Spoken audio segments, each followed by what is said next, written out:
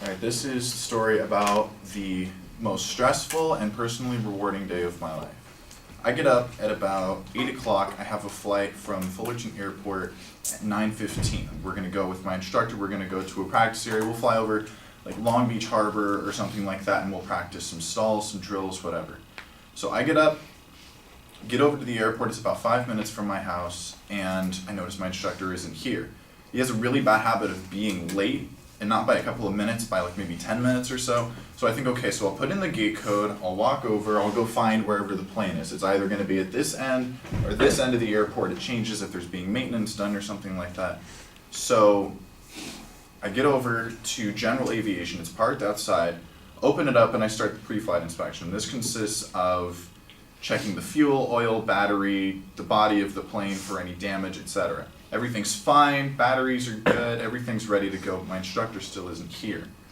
So I check my watch, it's about 9:25, almost 9:30 now, almost 15 minutes, and he's still not here. So I'm thinking, did something go on? Should I call him? I call him, and he's almost panicking over the phone, and he's saying that, well, my wife was cutting up some fruit in the morning, and she cut one of her fingers, and apparently it was serious enough he had to drive her to the hospital for some stitches.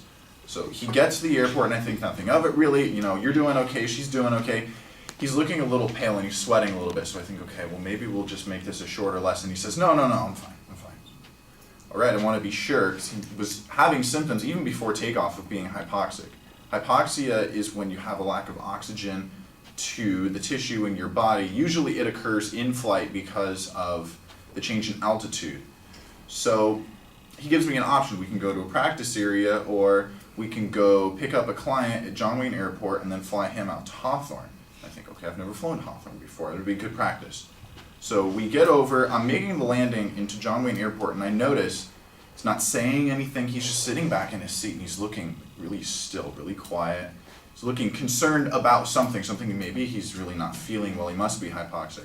So we get over to the office, ACI Jet, at John Wayne Airport, and he dashes out of the plane. I think he had run into the restroom or something to cool himself off. I go upstairs, I meet the client, we go back out to the plane, and now once again I'm waiting for my instructor. So we're all in the plane. We all get up, I get the map laid out for Hawthorne. We're about halfway over. We're over what would be the Long Beach Harbor, and Hawthorne is just into view over here. And what you have to know about Hawthorne Airport is that the 10 freeway goes directly across westbound to Santa Monica, and if you cross over the 10 freeway in flight without clearance, that's LAX airspace on the other side, and you can have your license or any kind of provision you have taken from you immediately, because it's just that serious.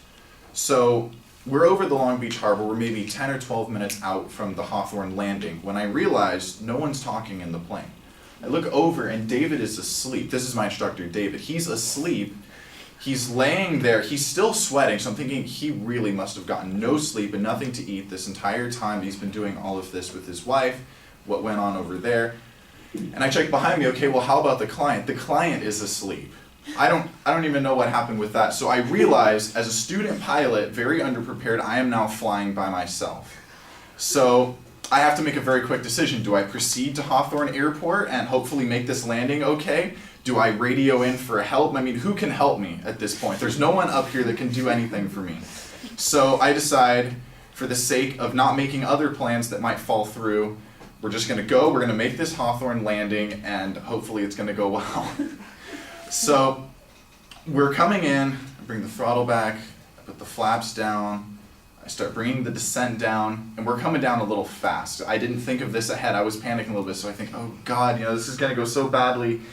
And I'm about maybe 100 feet altitude, and I take one last look over my right shoulder. First thing I see is David. And I see the 10 freeway, so that's over far enough away from me. I think, okay, God, that's good. I take one really quick glance behind me, there's the client. All right, here it goes. I'm freaking out. I'm about this tight. I get us on the runway. It's actually a really good landing. It's very smooth. No one wakes up because of this landing, so you know it was that good.